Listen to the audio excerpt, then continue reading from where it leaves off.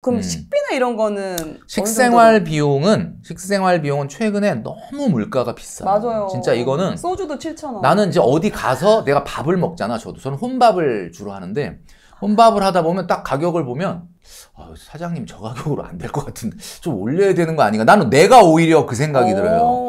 제가 왜 출퇴근 시간이 1시간 돼야 된다라는 여러분 사색을 많이 하셔야 된다라고 생각했는데 이 직장 생활을 하면은 이 월급을 타다 보면은 이 월급이 나한테 어떻게 주어지는지를 모르지 않습니까? 여러분 그러시면 안 돼요. 그러니까 우리가 파리바게뜨를 간다. 그럼 파리바게뜨 가서 빵만 사갖고 나오시면 안 돼요. 파리바게뜨에 딱 들어가면 알바가 몇 명이냐? 사장님이 있는지 없는지 그 다음에 이 가게는 도대체 임대료가 얼마인지 옆에다 물어보면 바로 나오지 않습니까? 그러면 내가 이제 빵만 사는 게 아니라 거길 많이 자주 방문한다 그러면 이 사장님은 본사에 얼마 정도 한 절반 정도 이렇게 송금하고 얼마의 수익 도대체 알바비를 저걸 주고 얼마의 매출이 있어야 얼마에 가져갈까? 뭐 이런 생각을 해야 되거든요. 이런 생각을 하려면 생각을 해야 돼요. 사색을 해야 돼요. 세상에 돌아가는 이제 이 버스가 제가 2층 버스를 타고 다니는데 2층 버스가 70명이 탄다. 한 사람이 2,800원씩 내면 한 번에 움직이면 얼마일까? 기름값이 얼마일까? 이 차는 감가가 얼마나 될까? 몇 년 돌리면 얼마가 나올까? 이런 생각을 하고 사셔야만이 여러분들이 경영적 마인드가 들고 사고가 늘어나는데 맨날 그냥 제스처에서 잔다. 아니 뭐 유튜브 영상 본다. 물론 뭐 그걸 보지 말라는 건 아닌데 너무 이렇게 출퇴근 시간을 사색과 명상과 이런 거 없이만 지나시면 여러분 성장이 안 됩니다. 자본주의를 따라갈 수가 없어요. 여러분. 그래서 이걸 하셔야 된다는 거죠. 그래서 식비는 제가 봤을 때는 어느 식당을 가서 먹으면 이 사장님은 얼마 가져갈까? 이런 생각을 하시면서 먹어야 돼요. 밥 먹는 시간이라서 좀 편하게 먹자. 뭐 그런 것까지 머리 아프게 하냐. 이렇게 생각하실 수도 있는데 제 생각에는 1인 가구 500만 원 이하의 가구라면 30% 넘으면 안 됩니다. 제가 딱 정해드리면서도 마음이 아프긴 한데 일단 우리가 저축을 해야 되잖아요. 자, 500만 원 이하의 1인 가구를 기준으로 30% 넘으면 안 된다. 자, 30%면 300만 원으로 보면 90만 원이네. 그렇죠. 90만 원. 그렇죠. 근데 아무리 소득이 작아도 75는 넘어야 돼. 75 미만으로는 못 가요. 제가 봐도. 어쨌든 너무 줄이면 이제 건강과 그렇지. 뭐 200만 원을 벌어도 75는 먹는데 써야 돼. 뭐 그렇지 않습니까? 뭐 돈 많이 번다고 하루 10끼 먹는 건 아니지만 돈 못 번다고 밥을 안 먹는 건 아니잖아요. 그러니까 일단 그거는 되는데 30%라는 걸 잘 생각해 주시고 이 30% 안에 뭐가 들어가 있는 거지? 마트, 배달, 외식. 간식비 다 전부 포함. 뭐 간식을 모르고 어디까지가 간식인지 모르겠지만 커피? 하여튼 커피는 문화 레저 비용입니다. 그런가요? 커피는 문화 레저 비용이고 그래서 일단 뭐냐면 마트 그다음에 뭐예요? 배달, 외식. 그렇다면 우리가 마트에서 장 보는 거는 좀 특별한 식사가 아니라 그냥 일상적인 밥 먹는 거고 그 다음에 배달이나 외식은 좀 특별한 식사. 굳이 얘기하자면 외식이 더 특별한 식사죠. 배달도 뭐 이렇게 간단하게 했다 뭐 소분해서 또 먹고 이런 분들도 있으니까. 30%면 그렇게 타이트하진 않은 것 같아요. 최근에 물가가 올라간 걸 좀 반영을 해서 제가 말씀드립니다. 워낙 지금 비싸니까. 그래서 어쨌든 그러니까 이 안에서 여러분들 스페셜한 식사 좀 나를 위한 보상 스페셜한 식사 있잖아요. 그 스페셜한 식사는 스페셜하려면 빈도가 약해지면 스페셜이죠. 그렇죠. 자주 먹으면 그건 뭐 의미 자주 먹으면 그러니까 왜냐면 어제도 뭐 외식했는데 맛있었어 맛집. 이거보다 더 맛있는 맛집 없을까? 오늘 또 찾고 또 맛집 가도 괜찮았는데 더 맛있는 이런 식으로 가면은 맨날 스페셜한 걸 찾으면은 더 이상 스페셜하지가 않아요. 그러니까 일반 식사를 오래 하고 그 다음에 스페셜로 가면 매우 스페셜하지. 그러니까 여러분 아시겠지만 한계 효용 체감의 법칙이 그거 아닙니까, 그죠? 여행도 마찬가지예요. 여행도 가장 중요한 게 오랜만에 가는 여행이 가장 강렬한. 맞아요. 그러니까 여러분 아시겠지만 오랜만에 가는 게 좋다. 제가 지금 이 영상을 찍고 있는 게 이제 12월인데 제가 여권을 만들어 놓고 5년짜리를 만들었는데 한 번을 안 갔더라고요. 그래서 제가 근데 이 여권 만기가 이제 한 1년 조금 안 남았어. 요번에 드디어 제가 연말에 마지막 한 주에 스케줄이 없어서 한 3박 4일? 4일 정도를 일본 갔다 옵니다. 그럼 5년 만에 가시는 5년 거예요? 만에 가는 5년 만에? 5년 만에 가는 건지 모르겠고 여권 만들고 처음 가는 거야. 그러니까 제주도는 뭐 갔다 오긴 했는데 이 물 건너서 비행기 타는 건 요번이 상당히 오랜만인 것 같아요. 근데 물론 우리 가족들은 그 사이에 뭐 나 없이 뭐 많이 다니긴 했는데 더 즐거운 여행이 되셨겠네요. 근데 나는 이제 굉장히 사실은 지금부터 꿈을 꾸면은 비행기 타는 꿈을 꾸는 거지. 왜냐? 이게 강렬할 수밖에 없는 이유가. 근데 가족분들은 일본 이럴 수도 있을 것 같아. 뭐 일본 갖고 일본은 그건 글로벌이 아니고 로컬이다. 뭐 이렇게 얘기할 수가 있겠지만은 저는 굉장히 특별한 설레이죠. 근데 뭐 별로 설레이지도 않아요, 사실 뭐. 여행이 뭐 그렇게 저는 뭐 그렇게 막 여행을 막 엄청 좋아하는 스타일은 아니니까 어쨌든 그래서 무슨 얘기 이제 식비는 그렇게 정리를 좀 하시고 이왕 여행 얘기 나온 김에 우리가 전 영상에 그 부부 얘기도 있었고 뭐 여기는 1인 가구 있는데 많은 분들이 이렇게 딱 계획을 세워 1억 만들기 저축을 하다가 어디서 무너지느냐면 이벤트와 여행에서 무너지는 거예요. 그래서 여행을 여러분 조심하셔야 됩니다. 여행은 어떻게 가야 되냐? 제가 월급의 50% 넘으면 안 돼요. 월급의 50%. 이분은 만약에 250만 원이다. 그러면 125만 원이죠. 근데 이분이 만약에 그 월급 말고 보너스가 있어. 보너스가 그래도 뭐 연간 한 500은 나온다. 그러면 월 평균으로 n분의 1 하면은 이분이 평균 월급은 한 290이나 300 정도 되는 거죠. 그러면 그런 정도의 사회초년생이 여행으로 1년간 쓸 수 있는 경비는 여행 월 평균 소득 300에 50%니까 150. 아, 1년에 쓸 수 있는. 1년에 쓸 수 있는 거. 150 넘으면 안 돼요. 이거 넘으면 역시 1억 만들기 저축 못 합니다. 자, 150으로 제가 한정을 지었다. 그러면 150이면은 해외여행 갈 수 있을까요? 1년에 150만 원. 어때요? 어려울 것 같은데요. 일본 정도는 갈 수 있을까요? 갈 수 있죠. 네. 갈 수는 2박 있는데 3일? 뭐 이렇게. 잘하면 일본을 어떻게 아껴서 2번 정도 뭐 쇼핑만 안 하면 갔다 올 수는 있을 것 같은데 그거보다 더 한다? 과한 거 아닙니까? 지금 내가 월급을 한 290 평균 타는 사람인데 일본을 2번 이상 간다? 이거 안 되지 않을까요? 제가 지금 해외여행 안 간 지가 9년이 넘은 것 같습니다. 나보다 더한 분이 있네. 와, 여기 진짜 거의 10년이 아니, 빨리 다녀오세요. 그렇게 되면 너무 우리 그 구독자분들이나 영상 보시는 분이 이건 뭐 같이 얘기할 수 있는 사람이 아니네. 뭐 이렇게 얘기할 수 있는데 제가 봤을 때는 이렇게 얘기하면 많은 분들이 그래요. 그러면 나는 유럽 여행 언제 가느냐. 150만 원에서 뭔가 세이브했다가 한 4년, 5년 계획했다 가야 되는 거 아닐까요? 이게 제가 왜 그러냐면 저는 좀 창피한 얘기인데 아직 유럽을 아직 한 번도 안 가봤는데. 저도 안 가봤습니다. 안 가봤는데 저는 이런 생각이 들어요. 그러니까 그 톡파원 25시나 다시 갈지도나 이런 그 프로그램 여러분들 네네. 보시잖아요. 그럼 그 영상 유럽은 말 그대로 역사와 문화와 전통이잖아. 그냥. 그러면 그거를 좀 알고 가야 되지 않을까? 로마인 이야기 읽으셨어요? 뭐 최소한 그 정도는 읽고 정말 이 나라가 어떠한 역사적 배경과 전통과 문화를 갖고 있는지를 알고 가서 봐야 되는데 그냥 가서 여기가 핫해? 그리고 여기서 사진 찍고 여기가 핫해? 그리고 여기서 사진 찍고 와서 나중에 톡파운 25시 보면서 나 저기 갔다 왔는데 나 저 앞에 사진 찍었는데 그러면서 저게 저런 뜻이었구나. 이건 아니죠. 뭐 우리가 평생 뭐 유럽을 뭐 10번, 20번 갈 건 아니지 않습니까? 그렇다면은 나도 아직 안 갔는데. 뭐 제가 뭐 뭘해서 얘기하는 게 아니라 나이가 50 넘었는데 아직도 안 갔단 말이에요. 저는 이제 그거는 가능성으로 지금 킵을 해놓은 거지. 저도 상상만으로 지금 설레하고 있습니다. 그러니까 이 세상에 가진 것만 꼭 가진 게 아니에요, 여러분. 그래서 우리 코크님 같은 경우는 기쁨과 행복이라는 두 단어 중에 어떤 단어를 더 좋아하십니까? 행복을 더 좋아합니다. 행복. 어떤 차이가 있나요? 뭐 영상 보시는 많은 분들도 아마 대한민국 사람들한테 조사를 했더니 95% 이상이 행복을 선택을 했다. 기쁨도 좋은 말이거든요. 굉장히 기쁨이라는 게 얼마나 좋아. 근데 왜 행복을 선택하냐 그랬더니 그 심리는 이거예요. 기쁨은 왠지 느낌 같은 일시적인 거. 그렇죠. 순간 싹 지나가는. 근데 행복은 왠지 어떤 상태를 얘기하는 것 같잖아요. 전체적으로 좀 조화로운 상태. 그렇죠. 어떤 상태를 얘기하는 거죠. 이제 이게 말의 어떤 그 의미로 보면은 행복은 컨디셔널한 거예요. 컨디셔널. 좀 조건적인 거야. 그래서 몇 년 후에 돈은 이 정도 있었으면 좋겠고 자격은 이 정도까지 갔으면 좋겠고 유능함은 이 정도까지 갔으면 좋겠고 회사에서 이 정도 인정받았으면 좋겠고 어떤 컨디션이 있는 거야. 그러니까 그게 달성이 되면 행복하고 만약에 안 되면 조금 안 행복할 것 같아. 이게 굉장히 조건적인 거죠. 근데 이제 기쁨은 언컨디셔널. 좀 무조건적이에요. 그러니까 누가 오늘 막 웃고 기뻐. 그러면 너 무슨 좋은 일 있냐? 좋은 일은 없는데 그냥 너 때문에 오늘 웃는다. 뭐 흥이 넘치는 사람들 보면 막 너 오늘 무슨 좋은 일 있냐? 없어. 이게 기쁨이라는 거는 상당히 어떻게 보면 언컨디셔널하거든요. 그러니까 뭔지 알겠죠? 근데 여러분들이 원하는 게 행복이라며.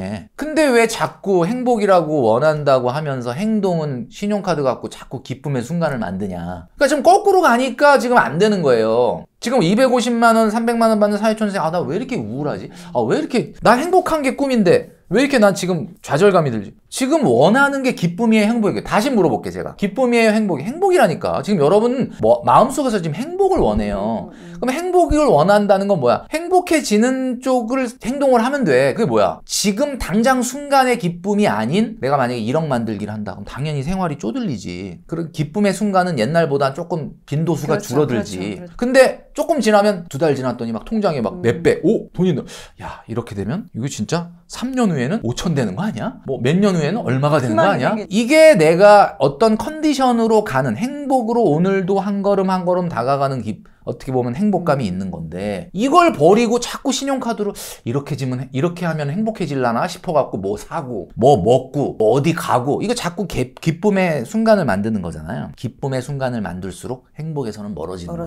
그런데 기쁨이 추구하지 말아야 될 거는 아니에요. 뭐 기쁨도 우리 인생에는 필요해. 그러니까 기쁨도 하긴 해야 되는데 밸런스를 좀 제발 맞춰라. 그런 얘기죠.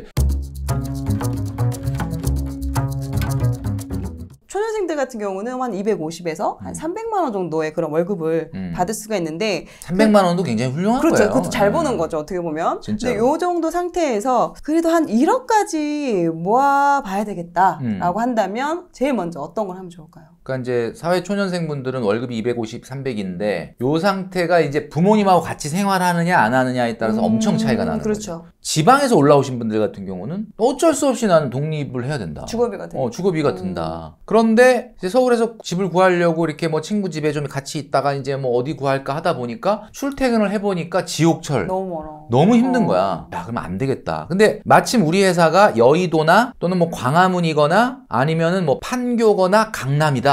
그러면은 회사를 가깝게 가는 순간 돈이 엄청나게 많이 들거든요. 맞아요. 뭐 지금 우리 회사가 뭐 시골에 있다 그러면 모르겠는데 그러니까 이제 처음에 판단력이 없는 우리 사회초년생들이 덜커덕하고 그냥 일단 몸이 축나면 안 돼. 회사 가서 힘든데 출퇴근 시간이라도 아껴야 돼. 그리고 또 이제 지방에 이제 있으셨던 분들 같은 경우는 1시간 출퇴근이라는 게 너무 생소한 거예요. 그러니까 그냥 바로 회사 앞에다 집을 얻어버리는 거예요. 일단 딱 집을 얻어서 월세로 한 자기 월급의 한 거의 한 20-30%가 나가버리면 아무것도 못 하는 거죠, 이제. 그렇게 되면은 몸은 좀 편할지 모르겠는데 이제 통장에서 멘붕이 오는 거예요. 아무것도 뭐 성장되는 게 없으니까. 제가 말씀을 드릴게요. 수도권과 광역시를 기준으로 보자면 출근 시간은 1시간이 돼야 됩니다. 이거를 제가 왜 말씀을 드리냐면 저는 이제 저희 집이 이제 강남이니까 2.9km 정도 떨어져 있었는데 이제 뭐 한번 말씀드렸나? 코로나 때 이제 일도 좀 힘들고 몸테크를 좀 하자. 아이들도 다 컸으니까 굳이 뭐 강남에 있을 이유가 없지 않습니까? 그래서 일단 이 집을 월세를 주고 용인으로 이사를 갔어요. 지금 몇 킬로 떨어졌냐면 33km에 사무실까지. 2.9km였는데 33km면은 10배 이상 늘어난 거죠. 그러니까 이제 출퇴근 시간이 1시간 5분 걸려요. 도어 투 도어로. 근데 굉장히 제가 도움을 받고 있는 게 뭐냐면 이 번호 4개짜리 버스를 타고 이제 강남역까지 오거든요. 버스 안에서만 한 35분, 40분 정도 걸리는데 이 시간이 너무 좋아요. 물론 음악을 듣든지 아니면 무슨 뭐 영상을 보든지 사색을 합니다. 생각을 하는데 여기서 뭔가 굉장히 크리에이티브한 것들이 많이 나와. 그러니까 내가 무슨 얘기를 해야 되겠다. 유튜브에서 어떤 이야기를 좀 해줘야 되겠다. 어떤 이런 거 많이 생각을 하고 여러분들 혹시 그 회사 그러니까 여러분들이 아침에 막 바쁜 시간에 출근 준비해갖고 회사를 딱 가면은 여러분이 이번 주에 나는 어떻게 회사 생활을 해야 되겠다든지 어떤 업무를 해야 되겠다든지 오늘 하루를 어떻게 보내야 되겠다든지라는 생각과 사색을 하십니까? 대부분 잘 그냥 막 네네. 정말 눈곱 떼고 가갖고 그냥 막 정신없이 돌아가는 거죠. 그러시면 안 돼요. 기본적으로 50분 정도는 출근과 퇴근 시간이 있어야 돼요. 너무 멀는 건 안 되지. 뭐 당연히 1시간 이건 안 되죠. 그렇지만 50분 1시간 정도는 적응을 하셔야 돼요. 그래야 주거 비용이 15% 이내로 들어오고 여러분이 어떻게든 저축을 할 수 있는 여력이 생긴다. 이 시기에 그냥 코앞에서 그냥 건널목만 건너서 회사 가기 시작하면요. 나중에 못 버팁니다. 그렇게 해가지고 막 직주근접을 해서 비용을 발생시킨 분들을 보면은 그렇게 해서 1시간, 2시간 세이브돼. 그 시간에 뭐 해요? 그랬더니 쉬는데요? 자는데요? 이거는 아니죠. 이거는 청년의 삶은 아니다. 물론 직장에서 막 힘들고 그러니까 그냥 정서적으로 우리는 그냥 얘기를 들으면 그래 힘드니까 뭐 이럴 수 있는데 아닙니다. 여러분 그렇게 하시면 안 되고요. 내가 어떤 일이 있는데 제가 요즘 깜짝 놀라는 건 우리 직장인들 중에 N잡을 하는 분들이 엄청 너무 많아요. 네네. 그 N잡을 하는 분들이 일부러 왜 조금 월세를 내더라도 내가 회사 끝나고 월수금은 내가 외주 받아서 무슨 다른 일을 하는데 좀 피곤하니까 빨리 퇴근해서 그 N잡을 한다. 그거는 이유가 있으니까 그거는 괜찮은데 여러분 그냥 쉰다. 그냥 피곤해 잔다. 여러분 그 핑계만으로 여러분들의 주거 비용을 15% 이상을 올리면서까지 초직주 근접하는 건 안 됩니다. 그래야 되는 거죠. 그래서 제가 아까 말씀드렸잖아요. 제가 아까 전 영상을 통해서 한번 말씀드렸잖아요. 내가 버는 소득의 절반은 저축을 하기 위해서 노력을 해야 된다. 그러려면 지금 제가 말씀드렸던 이건 안 된다. 그러니까 처음에 주거비라고 하는 부분에 출퇴근 시간이 1시간 정도 되는 정도인지를 먼저 체크를 해야 돼요. 그래야 저축 여력이 나온다라는 거죠. 그리고 이 시기에는 절대 차를 사면 안 되는 거죠. 당연한 거고. 그 다음에 전 영상에서 말씀드렸지만 문화 레저비. 문화레저비라는 게 뭐예요? 15% 넘으면 안 된다. 15%가 되란 뜻이 아니라 안 쓰고도 문화생활 할 수 있습니다. 이 정도가 확보가 돼야 이제 비로소 저축할 수 있는 여력이 생기게 된다라는 거죠.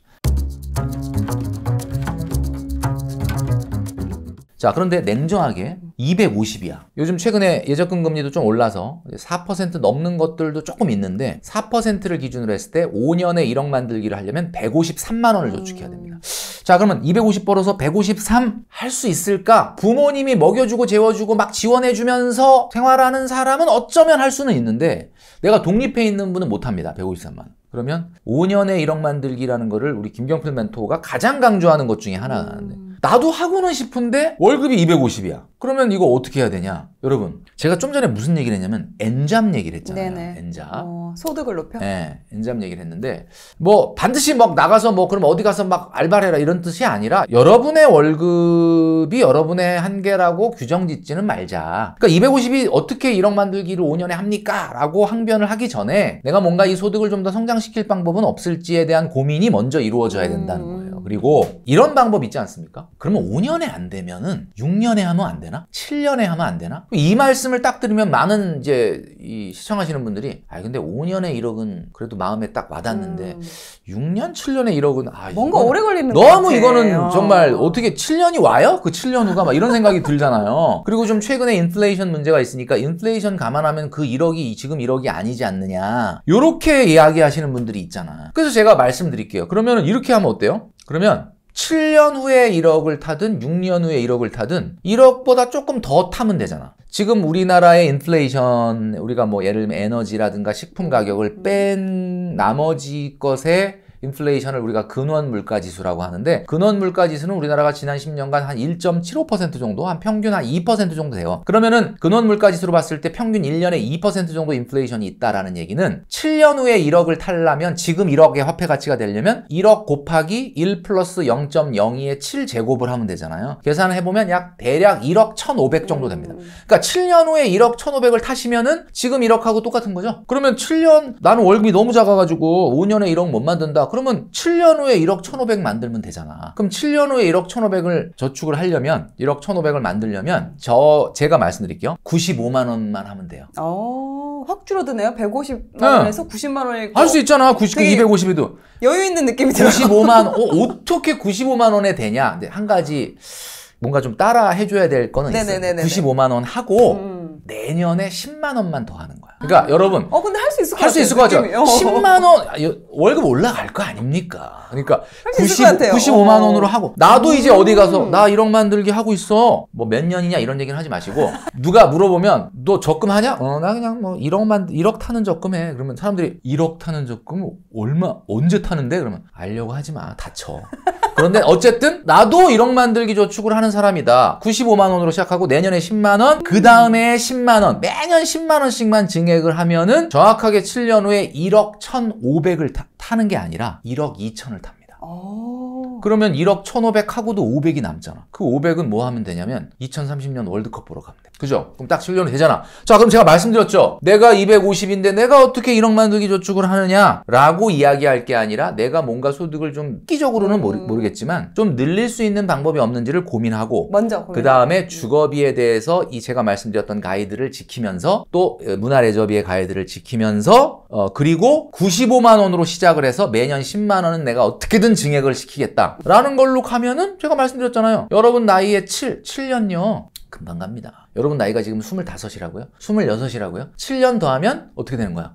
30대 초반이야. 우리나라의 청년이 39세까지거든요. 여러분 지금 여러분들이 생각하는 지금 오늘의 현재 가치 그 1억을 여러분이 통장에 갖고 있게 되는 거예요. 많은 분들이 1억 모으면 그 다음에 어떡할 건데? 이렇게 얘기하시는 분이 있는데 그런 질문 많이 하잖아요. 맞아요. 댓글에도 그게 1억 모으고 어떡할 거냐? 3부입니다. 제가 딱 말씀드릴게요. 1억 모은 다음에 어떻게 할 거냐라고 물어보는 분들의 99%가 1억 안 모은 사람들이에요. 1억 모은 사람들은 저한테 안 물어봅니다. 왜 안 물어보느냐? 1억을 하루 이틀 만에 모았겠어요? 얼마나 오랜 시간 땀과 눈물에 그 1억을 모았잖아. 그 사람이 그걸로 뭐 할 건지 생각 안 해봤겠어요? 그동안에? 그 사람은 수많은 생각과 연구와 그 영감 영감과 그분은 굳이 김경필 멘토한테 저 1억 모았는데 그 다음에 어떻게 할까 이런 거 안 물어봐도 그분들은 다 생각이 있어. 아이디어가 있어. 영감이 있어. 근데 꼭 모으지도 않은 분들이 야 그러면 1억 모은 다음에 어떻게 할 건데? 이런 식으로 물어보지 말라는 거예요. 자 무슨 얘기냐? 제가 전 영상에서 한번 말씀드렸죠. 부자 되는 가장 첫 번째 길은 1인 가구가 2인 가구가 되는 거. 그러면 2인 가구만 부자 되고 1인 가구는 절대 부자가 안 되냐? 그 뜻은 아니고 1인 가구보다는 2인 가구가 훨씬 부자 될 확률은 높다는 거예요. 자 그렇다는 얘기는 무슨 얘기야? 내가 1억 정도 모았어. 정말 마음에 들고 진짜 괜찮고 내가 마음에 든 사람이 있는데 내가 돈이 하나도 없어. 그 사람한테 결혼하자, 결혼해달라 이런 얘기 하겠습니까? 못하죠. 입 밖에 꺼내지도 못하지. 근데 내가 한 1억 이상 모았어. 그럼 어떨 것 같아? 쟤한테 결혼하자 그럴까? 그럼 그 친구도 한 1억 정도 모았다. 그럼 우리가 대충 어렵지만 전 영상을 통해서 말씀드렸던 부부처럼 1억 갖고 시작했다며. 결혼이라는 걸 할 수 있는 거죠. 청약도 뭐 1억은 있어야 뭐 계약금을 낼 거 아니야. 그렇죠. 계약금 내려면. 그 다음에 아까 제가 엔잡 얘기했잖아요.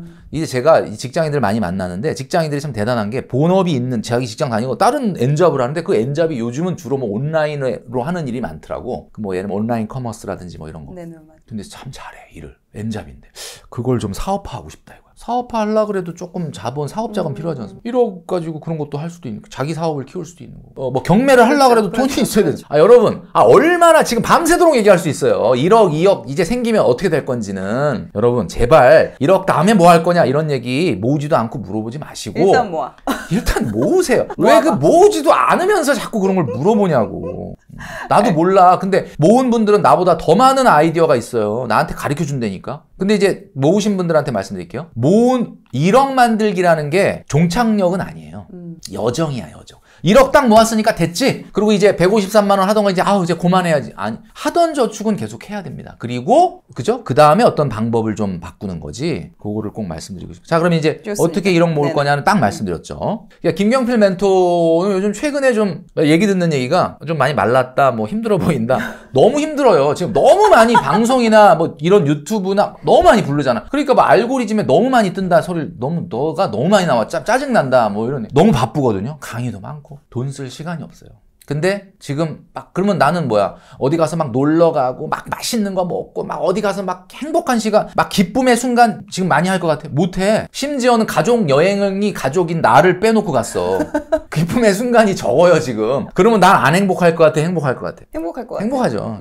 이 세상에서 진짜 이렇게 바쁘게 정신없이 뛰어다니고 돈 쓸 돈도 없지만 돈 쓸 시간이 없다라는 거만큼 행복한 게 어딨어. 여러분 그러니까 여러분 제 말을 믿고 진짜 급진적으로 1억 만들기 저축한 분들이 한 달, 두 달은 모르는데 꾹 참고 한 4개월, 5개월, 6개월 딱 지나면 이제 멘토님이 하는 얘기가 뭔지 알 것 같아요. 통장이 옛날에 10만 원, 20만 원, 30만 원, 뭐 26주 적금 할 때는 못 느꼈던 건데 와 이제 금방 훅 커진다. 이걸 경험해봐야 아는 거야. 때문에 이게 행복이죠. 일단 시도를 해보고 그걸 내가 한번 겪어보면은 이러한 기쁨도 있구나라는 걸 알 수 있어서 그런 것 같습니다. 내 집 마련 기초반 듣고 3주 만에 서울 방 3개 화장실 하나 내 집 마련 성공했습니다. 4억대로.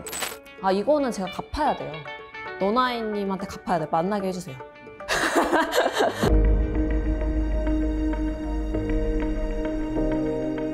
서울에 집을 살 수 있을 거라고 생각을 아예 못했던 것 같아요. 저 아파트가 4억인데 나 저걸 어떻게 사지? 저 돈을 언제 모아서 사지? 대출을 받는다? 말도 안 돼. 내 인생에 빚은 없어. 이런 식으로 생각을 하면서 살았던 것 같아요. 근데 저 진짜 열심히 살았거든요. 깨부리지 않고. 그러니까 이 정도면 되게 나쁘지 않는 삶이다라고 착각을 했던 거예요. 원래 타고나거나 아니면 정말 운이 좋거나 하는 사람들이 부자가 되는 거구나라고 생각을 했거든요. 제 주변에서 그걸 알려줄 수 있는 어른을 한 번도 만난 적이 없던 거예요. 부자를 만난 적이 없던 거죠.